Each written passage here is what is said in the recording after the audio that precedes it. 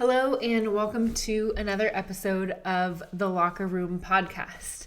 Today's episode, we are talking about all things getting ready. And you might be asking, why are we talking about this? The other day, we had a TCC class and we had Shelly Bramhall of the Dallas Cowboy cheerleaders join us. When you show up to a class, be it virtual, in person, a prep class, a meeting of the minds, whatever it is, and you are in front of influential people who can make decisions on you making it onto a team or give you feedback about making it onto a team, you want to show up with your best foot forward. With Shelly joining us, I thought girls were going to come on with full makeup, glam, maybe a cute outfit, whatever it was that they were planning on showing up as that professional and that dancer who wants to make it onto a team. And I would say that 20% of the dancers did that. They showed up with full face on and maybe a little bit of lipstick. It got me fired up because you want to put your best foot forward always. And so we're going to talk a little bit about why it's important to get ready and the benefits of it. Google gives you a great explanation that I want to read to you. Getting ready in the morning, which includes taking a shower, choosing an outfit, and grooming yourself, can have benefits including boosting your confidence, reducing stress, improving focus, feeling more prepared for the day, creating a sense of self-control, and a positive self-image by presenting yourself well to the world. And while I think that a lot of us as dancers grew up with hair on top of our head, sweatpants, baggy shirt, and wanted to feel like groovy and stylized and all these different things, which I myself too really had to break out of this, and it took me a very long time for it to be something that was a little bit more of my normal. It is such a normal piece of being a dancer and being in a studio or being a competitive dancer that we often lose sight of what we're attaining to be is a professional dancer.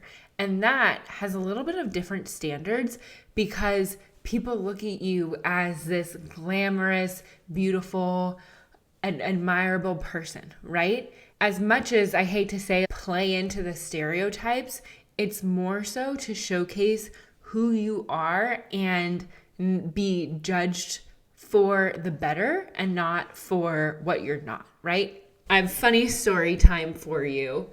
The first time that we met Sabrina, who is now the director of the Warriors dance team, the first season that she came on board was a weird time because our coach had left, the team was already selected, and we were getting ready for our swimsuit calendar photo shoot. And we're meeting her like 2 days before the calendar shoot. We're all sitting around in a circle. We all have baggy shirt, baggy sweatpants, hair messy and on top of our head because we were about to get spray tanned. And she looks at us and she says, "You guys will never look like this in front of me ever again." And I'm pretty sure that's the first thing that she said. And I remember thinking, oh my gosh, what did we get ourselves into? But she had a point. The point was that we were in a public gym where everyone knew that we were the Warriors dance team and that we had a reputation to uphold, that we had standards that we needed to uphold, and that we needed to be the representation of the brand. Mind you, back then, we weren't even good. But that didn't matter to her and what the brand that she was about to build that you know today was going to be, right? And so it wasn't that she didn't think that we were beautiful, that she didn't want us looking that way, or that we had to put on makeup to be a certain person. It was more so to be the professional, to show up how people are going to see you on the court, right? Because if we were practicing at a public gym, a lot of the people might never see us on game day when we have our hair and makeup done glam, right? And so looking the part and being the part at every part of the process was super important. And I tell you this because it can be such an adjustment for dancers who come especially from like studio and competitive background, in that you scrub it up at practice, you scrub it up like up until the day of competition, you throw on your makeup and you feel great, right? But what if you could feel great as that person every single day? That is something that you can attain, and that is going to help you, like I said, getting ready. You're creating a sense of self-control, improving your focus, feeling more prepared for the day. Don't you want that for yourself in your day-to-day, but then also when you go into practice, right? I want you to start thinking in this mindset of what is your bare minimum. For practices, we had to have our hair down or in a nice ponytail, but honestly, that was like never a thing. Hair down, straight or styled, depending on what you wanted to do, and then having foundation or concealer, blush, bronzer, mascara and eyeliner, and a little bit of lipsticks, right? A bright lip that makes you stand out, that gives you that pop, and that people know that you're a little bit different because, again, you are auditioning to be a professional dancer, an elite level of a dancer. You are different. And why not start showing up that way now? Because you have it in you, and a swipe of a lipstick that takes 5 minutes to put your face together before you walk out the door to go to practice or class can change the way that you show up and feel about yourself. It's a no-brainer, right? Here's a few things of why this is important. It helps you show that you are taking your goal of making it onto a team seriously. How badly do you want this? Do you want to show up as if you've already made it onto the team? Because when you're on a team, you're putting your makeup on, you're putting your lipstick on, and you're showing up to practice ready to go, okay? So 1, showing up as a professional and that you're taking your goal of making it onto a team seriously. 2, doing this now helps you be prepared for auditions and know what makeup is going to stay on my face. How much makeup do I need to put on to make it look like I actually have makeup on my face? Right now, if you're looking at me on YouTube, I felt like I put a lot of makeup on my face, but it doesn't really look like I have that much on. It's knowing how to layer it on, how to make it look good and glam and pop, but still not be too cakey, right? How is your makeup going to feel when you are sweating and your hair's sloshing around and it's getting stuck to your face? All of those things are super important. Like I made a TikTok a few months back. Like I know that the cream and the like dewy look is like really a big thing, especially with our younger girls. But you can't do that when you're on a team because your hair is going to stick to your face and then you're not going to be able to dance because your hair is just going to be stuck to you all the time, right?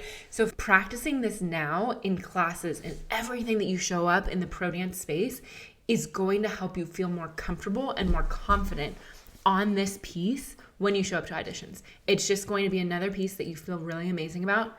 I've got my makeup and my hair down. Check. I don't have to worry about a thing when it comes to auditions because I've been practicing it for the past few months, right? That is a game changer. I remember my first audition for the Suns. I was sitting in a hotel. This was the first time I ever had coffee. It was the first time I ever did a lot of makeup on my face. And I remember sitting on top of the sink doing my makeup, and we took photos, and I looked like I had nothing on my face because I wasn't used to it, right? And so how can you learn from my mistakes, learn from my experience of doing these things now to set you up for success? And then again, whether we like it or not, showing up with a face on, full face glam, practice glam, lipstick, blush, bronzer, it's going to help you feel more confident. And just think, when you put on like a brand new outfit, a cute outfit, like you're going out to go on date night with your significant other, or you are going out with the girls, you put on a new outfit, you put on your makeup, your eyelashes, all these things, and you feel amazing, right? Why wouldn't you want to feel that way every single day, even if you're not going out with the girls or going out with your significant other. That's the difference that it can make. And with that, having more confidence helps you show up differently to classes, to practice, to your training, right? It can be a huge piece that makes a difference in your appearance, and not because it changed your appearance. You are still you. You are still beautiful the way that you are, but you are just showing up the way that you will when you make it onto a dance team, right? And so let's start acting the part now so you can feel like that person who is on the team. Which brings me to, we have a new TCC FAM standard that will be taking place from now on moving forward. We have our new standard, TCC FAM. We have our base makeup, which is going to be foundation, concealer, whatever it is that feels good for you, blush, bronzer, a bright lip, and give me some mascara and or eyeliner depending on you. Like for me, if I don't wear top and bottom eyeliner, I just look plain. I'm Egyptian. It makes my eyes stand out a little bit more. When I do my makeup, I'm doing both or I'm not doing anything at all. We're going forward with adding makeup to our face every single practice, every single time you show up. Even if it's on Zoom, my expectation is that you have lips that I can see from the camera, okay? So we have our base of makeup. Then we are going to have our hair down because we are practicing hairography and we want to know what it feels like to practice with it, right? You're not going to get good at it if you're not practicing it. Either straight, curly, whatever you feel like styling it. If you have extra time, you want to curl it, see if that works for you for auditions, do it because now is the time to practice. And then last, I know this is going to be a thing, but after we warm up, we are wearing shorts and a sports bra, or we are wearing pants and a sports bra because you are going to be auditioning in a two-piece, in shorts, and a top, a crop top, most likely, unless there's a team that you're auditioning for that allows you to wear pants or whatever it is, that they allow you to wear whatever you want, maybe the Clippers. But if you are auditioning in a two-piece, you are showing up and practicing in a two-piece because, again, it's all of the same stuff. You are showing up how you would show up as if you were on the team. And if you don't feel confident in your body right now, looking at yourself in the mirror in a two-piece will get you confident. Showing up in how you're going to show up at auditions is going to make you feel one way or another, and that will help you. We used to have to wear matching outfits, and right after warm-up, we stripped down. Hated it at the time. Absolutely hated it. And it helped you figure out how to dance as a unit, how to dance, how you were going to look on the court, because you're dancing in front of mirrors, right? It serves its purpose. And so that's what we're going to start doing in the TCC world. If you want to wear pants and a sports bra, I'm okay with that. If you want to go all out and wear shorts and a sports bra, that's amazing too.